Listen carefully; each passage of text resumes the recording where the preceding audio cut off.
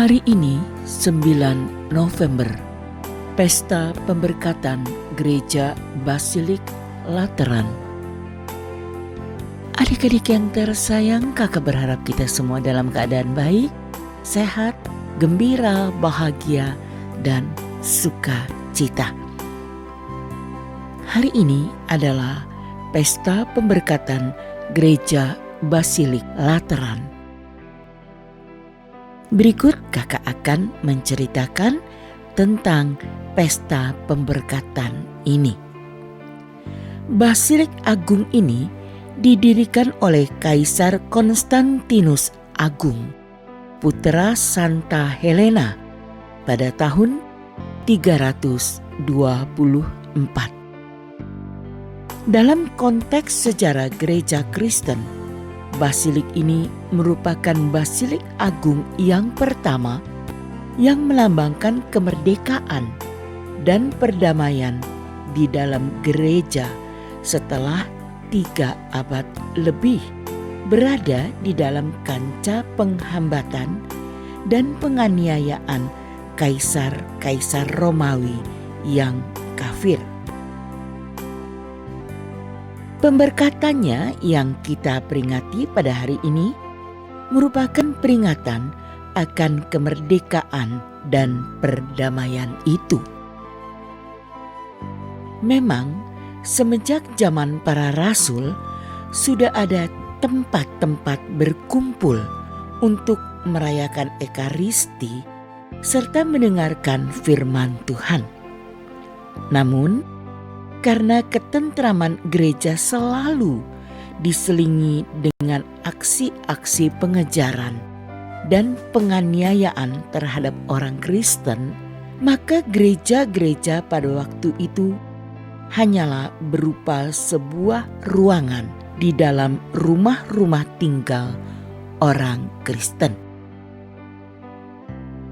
Nah adik-adik, selama berkobarnya penganiayaan, upacara-upacara keagamaan biasanya dirayakan di katakombe, yaitu kuburan bawah tanah di luar kota. Ketika Kaisar Konstantinus bertobat dan mengumumkan Edikt Milano pada tahun 303, ia memusatkan perhatiannya pada pembangunan gereja-gereja yang indah.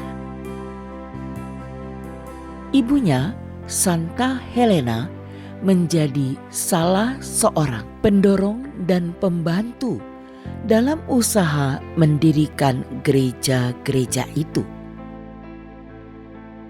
Gereja pertama yang dibangun ialah Basilik Agung Penebus Maha Kudus di Lateran. Letaknya di atas Bukit Goelius dan tergabung dengan Istana Kekaisaran Lateran.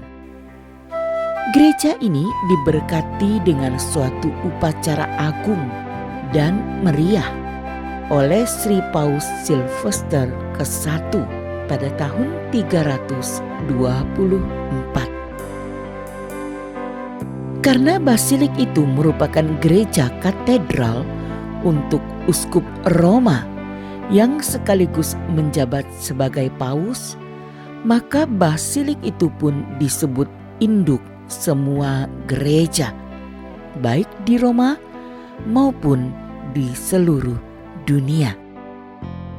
Karena itu juga Basilik Lateran merupakan gereja paroki bagi seluruh umat Katolik sedunia. Basilik itu sekarang disebut Gereja Santo Yohanes Lateran. Adik-adik yang tersayang, mula-mula pesta ini hanya dirayakan di Roma, namun lama-kelamaan menjadi pesta bagi seluruh gereja. Dalam pesta ini, selain kita mengenang dan memperingati kemerdekaan dan perdamaian yang dialami gereja, kita juga mau mengungkapkan cinta kasih dan kesatuan dengan uskup Roma yang sekaligus menjabat sebagai paus, pemersatu seluruh gereja dalam cinta kasih Kristus. Gereja, tempat kita berkumpul, merupakan tanda dan lambang gereja, yaitu umat Allah.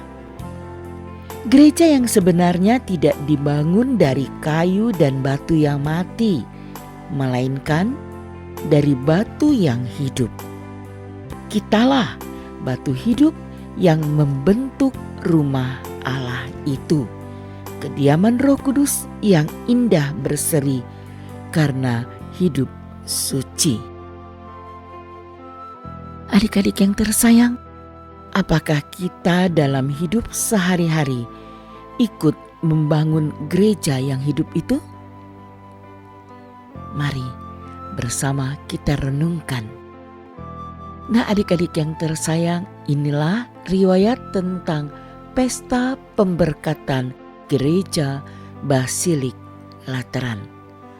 Kakak ucapkan terima kasih atas kebersamaan kita. Jangan lupa tetap menjaga kesehatan. Salam untuk keluarga dan orang-orang yang terkasih.